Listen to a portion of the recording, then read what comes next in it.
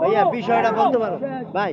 হ্যাঁ ভাই বিষয়টা বল ভাই। বারবার বলতে পারবো না ভাই, আপনারা সামনে না এমনি কথা বলো ভাই। আপনি আসেন, এক মিনিট, আপনি কি জানতে চান আমার প্রশ্ন করেন? না আপনাদের এটা মানে অবরোধটা কি জন্য? আমাদের অবরোধ করার প্রধান কারণ হচ্ছে আমরা এই 24-এর আন্দোলনে যারা শহীদ হয়েছিল তাদের আমরা হত্যার ন্যায্য বিচার চাই, এবং যারা আসামি ছিল তাদেরকে অতিবিলম্বে আইনের আওতায় নিয়ে আসা হোক। আমরা এই দাবির জন্য রাস্তায় নেমেছি। শুধু এইটা না, আমরা এই হত্যা বিচারের জন্য আমরা বিভিন্ন মন্ত্রণালয়ে গিয়েছি, বিভিন্ন উচ্চ পর্যায়ে কর্মকর্তাদের দ্বারস্থ হয়েছি, ওনারা আমাদের মিথ্যা আশ্বাস দিয়েছে।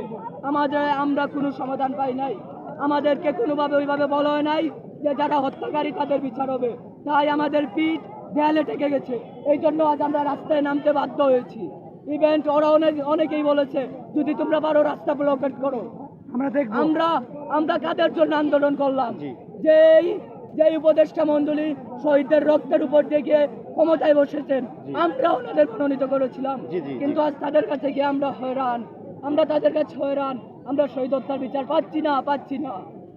আমরা চাই অতিবিলম্বে ওনাদের পক্ষ থেকে লোক আসুক, আমাদের আশ্বস্ত করুক যে আমরা এটার খুব দ্রুতই বিচার করব, এবং যারা আসামি ছিল তাদের আইনের আওতায় তাহলে আমরা এই জায়গায় এক করে চলে যাব। ইভেন্ট আমরা ছাত্ররা এটা ট্রাফিকের কাজ করে সম্পূর্ণ কন্ট্রোল করে দিয়ে যাব, এই ওয়াদা আমরা করতেছি।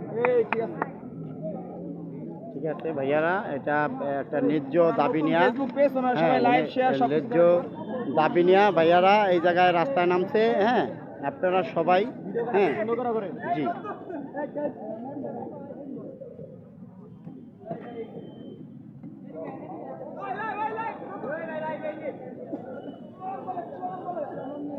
আপনারা কোন কলেজের ভাইয়া? তুলারাম কলেজের। ঠিক আছে এটা সম্পূর্ণ নারায়ণগঞ্জ বিভাগের এবং আশেপাশে বিভিন্ন কলেজের ছাত্ররা আমাদের সাথে এসে যুক্ত হয়েছে। এই যে সুন্দরিয়াপুরা